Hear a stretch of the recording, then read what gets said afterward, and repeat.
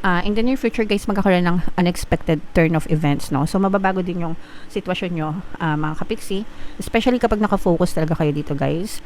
Imomove ni universe yung mga tao, bagay, sitwasyon sa paligid mo para maging favorable sa'yo yung sitwasyon. So parang unexpected help from the universe, pero hindi talaga siya unexpected mga kapiksi kapag finocus mo yung attention mo, okay? Pero magkakaroon talaga ng unexpected turn of events, no? Excuse me, para ma-push out sa iyong 3D itong bagay na gusto mong gawin.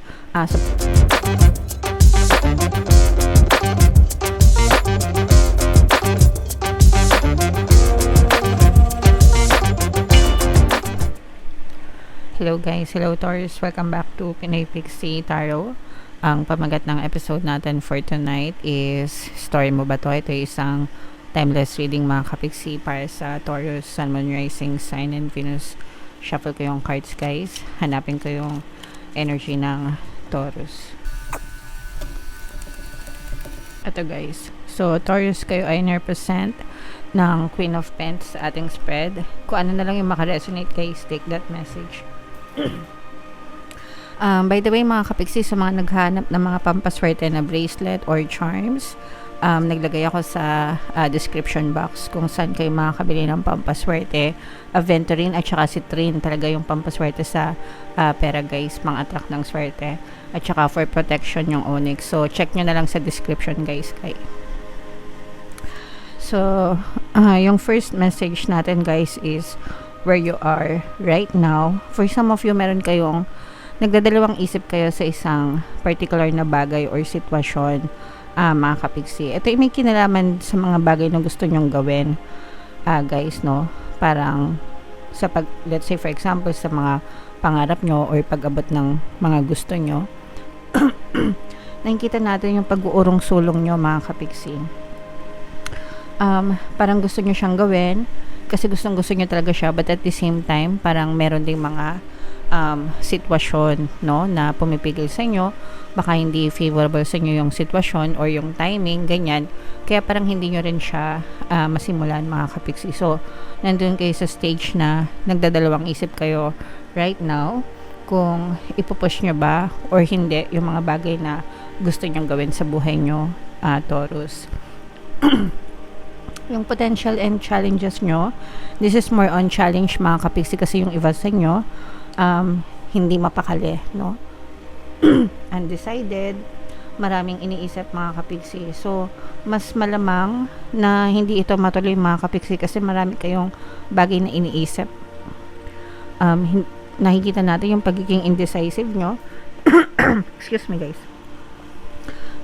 Dahil na rin siguro guys, mas marami kayong kinoconsider, no? Siguro kinoconsider nyo din yung mga tao na nakasandal sa inyo, yung mga maaapektuhan if ever man na i-push nyo yung pangarap nyo, diba? Especially kung breadwinner kayo or sa inyo umaasa yung pamilya nyo. Syempre mahirap magdesisyon ng para sa sarili, especially if may mga nakasandal sa inyo. So yung iba, parang ganun yung pinagdadaanan nyo, nahirapan kayo mag-isip actually. Bombarded yung isip nyo, as in marami talagang gumugulo sa isip nyo right now, Taurus.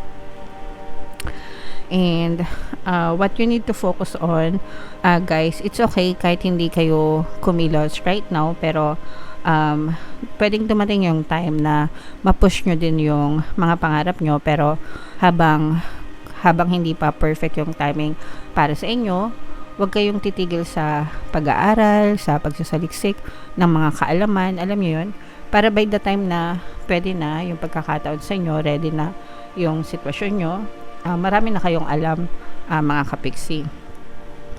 Pwede naman kasi na hindi mo na kayo magplano or kumilos, di ba? Pero mag-gather na kayo ng mga impormasyon, mag-aral, magsaliksik, ganyan, para sabi ko nga, by the time na pwede na yung timing, ready na kayo, fully equipped na kayo mga kapiksi. Wala na makakapigil sa inyo by that time, okay? And in your recent past, yun talaga guys, no? In your recent past mga kapiksi, parang nandun talaga, parang nagkaroon kayo ng awakening, no? Ng calling na okay, this is what I really want, ito talaga yung gusto ko. Kaya siguro until now, hindi nyo pa rin ma-drop yung gusto nyo na yon. mga kapiksi, na pwedeng hindi nyo siya magawa, pero parang at the back of your mind, sa puso nyo, nandun lang siya. Kasi parang nagkaroon nga kayo ng calling, mga kapiksi, in the past na, oh, ito talaga yung gusto kong gawin. Alright? And yung greatest strength nyo, mga kapiksi, this is an air sign energy, Aquarius, Gemini, Libra. For some of you, pwedeng may air element kayo sa inyong natal chart, or you may be dealing with an air sign. Pero for some of you, one of your greatest strength is magaling kayong mag-isip, magaling kayong magplano, matalino, intellectual, very smart, mga kapiksi. And alam nyo talaga, kumbaga parang alam nyo na kapag pinush nyo to, kapag pinush nyo yung plano nyo, merong magkakaroon kayo ng magandang direksyon sa buhay nyo. May vision kayo, mga kapiksi, no? Ibig sabihin, meron kayong blueprint sa isip nyo, okay, kung ano talaga yung mararating nyo if ever man na simulan nyo tong mga goals nyo, itong mga desires nyo sa buhay nyo. Yun nga lang, sabi ko kanina, parang yung timing medyo hindi favorable sa inyo, kaya yun yung pumipigil sa inyo right now, Taurus. In the near future, guys, magkakaroon ng unexpected turn of events, no? So, mababago din yung sitwasyon nyo, mga kapiksi. Especially kapag nakafocus talaga kayo dito, guys. Imomove ni universe yung mga tao, bagay, sitwasyon sa paligid mo para maging favorable sa'yo yung sitwasyon. So, parang unexpected help from the universe. Pero hindi talaga siya unexpected, mga kapiksi, kapag finocus mo yung attention mo. Okay? Pero magkakaroon talaga ng unexpected turn of events, no? Excuse me. Para ma-push out sa yung 3D itong bagay na gusto mong gawin sa buhay mo. Magiging, kung hindi siya favorable ngayon, Taurus, dadating yung time in the near future na magiging favorable sa'yo yung pagkakataon. Kaya dapat paghandaan mo, dapat ready ka. Kaya yun yung dapat mong i-focus, guys, yung readiness mo. Okay? Yung mga suggested approach, mga kapiksi, is pwede ka naman magsimula ng maliliit, no? Kahit hindi mo muna siya biglain, 'di ba? Magsimula ka ng maliliit, kapiksi, and yung mga maliliit na progress mo, magbibigay yan or magko-contribute yan sa malalaking progress mo in the future, guys. So start small. Lahat ng mga successful na tao, mga kapiksi, even yung mga malalaking, yung mga mayayaman na tao, 'di ba, like Mark Zuckerberg, Elon Musk, Jeff Bezos, kapag nalaman niyo yung autobiography nila, mga kapiksi, they started from nothing, from zero, from small. So, ganun din tayo, guys, no? Huwag tayo matakot na magsimula sa maliit hanggang sa mapalago ng mapalago yung mga gusto niyo sa buhay. Okay? What you need to know, mga kapiksi, no?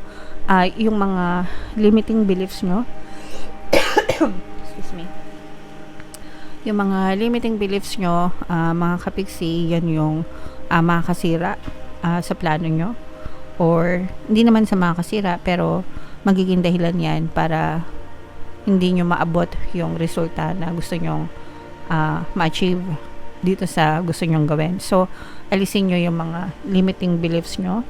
Kailangan i-develop nyo yung confidence sa sarili nyo. Maniwala kayo, guys. You can be, do, and have anything that you want, no? Tapangan nyo yung puso nyo, yung isip nyo. Kailangan magkaroon kayo ng paninindigan, mga kapiksi, na magagawa nyo to. Kung nagagawa ng iba, guys, kung nagiging successful yung iba, kayang-kaya nyo rin maging successful, Taurus. Okay?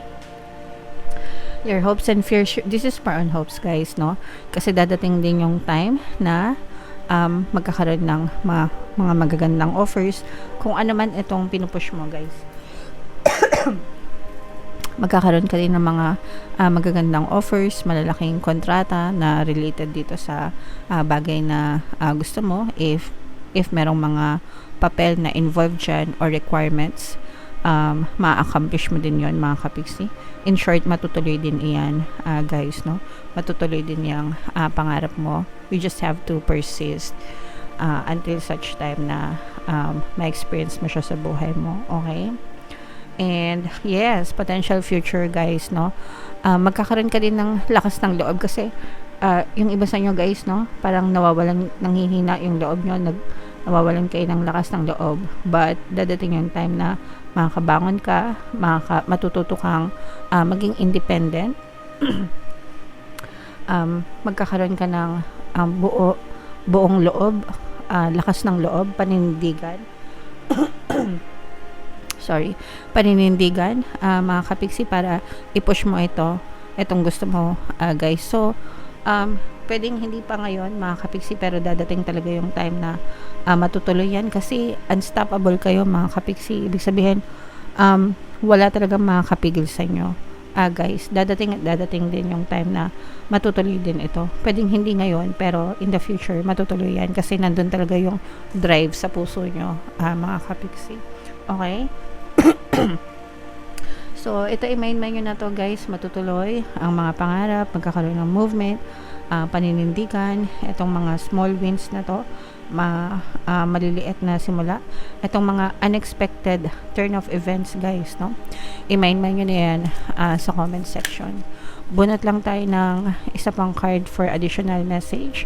Habang sinashuffle ko to, guys, panoorin nyo muna yung video natin regarding sa ating paano mag-manifest ng abundance video course. Kapiksi, sawa ka na ba sa mga struggles at hirap sa buhay mo? Masipag ka ba at masikap sa buhay ngunit hindi ka pa rin umaasenso? Ilang beses ka na bang nag-attempt mag-negosyo at mag-invest pero palagi ka pa rin nalulugi? Sa pagkakataon na ito ay maaaring may subconscious beliefs ka na nagiging balakid sa iyong pag-unlad at pagyaman. Introducing, paano mag-manifest ng abundance video course. Dito ay matututunan mong ma-overcome ang mga balakid mo para tuluyan ka ng umunlad, umasenso, sumagana, maging matagumpay, successful at maswerte sa iyong kabuhayan, pera, trabaho, negosyo sa lapi at kaperahan ng bonggang-bongga. Dali, mag-send na ng email sa pinoypixie@gmail.com at simulan na ang iyong pagyaman ngayon. Alright, so sa lahat ng gusto mag-fill ng course, guys, naka-flash sa screen nyo. Una, meron tayong paano mag-manifest ng abundance video course. Meron din tayong paano mawala ang third party at magkaroon ng harmonious na relationship. And meron din tayong paano pabalikin si ex, revise breakup. So sa mga interesado, guys, mag-send lang kayo ng email sa pinoypixie@gmail.com. So bunot lang tayo ng isa pang card para sa additional message nyo. Inner peace, wow, kapayapaan. I-claim nyo na to, guys. Sa comment section, mga kapiksi. Kasi for now, no, yung iba sa inyo masyadong maraming iniisip, diba? Sabi ko nga, medyo balisa, aligaga, no? Hindi magkaintindi sa iniisip, pero magkakaroon din kayo ng inner peace, mga kapiksi. Dadating din yung time na magiging mapayapa kayo, magiging maliwanag din yung isip nyo, mga kapiksi. Kakalma din kayo, guys. Meron tayong subliminal, Ho'oponopono and self-love. Recommended ko yun, guys, na pakinggan kapag may mga gumagambala sa inyo.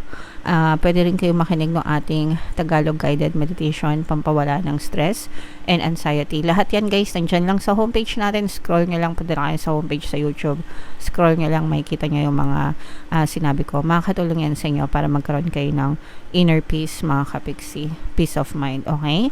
So, i-mind nyo na rin to, guys, sa comment section, and lahat ng magaganda dito, guys, i-mind nyo na rin sa comment section. Sa mga gusto ng pampaswerte, guys, punta lang kayo sa description box, click nyo lang yung basket, nandun yung mga magagandang pampaswerte charms para sa inyo, mga kapiksi. Okay? So, comment down below if naka-resonate kayo for more tarot readings, guys. Ito yung playlist nyo. Ito naman yung ating success stories ng paano mag-manifest ng abundance video course.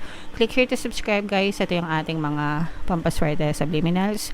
Thank you for liking, sharing, and subscribing. See you next time. I love you all, mga kapiksi. Have a nice day. Bye-bye.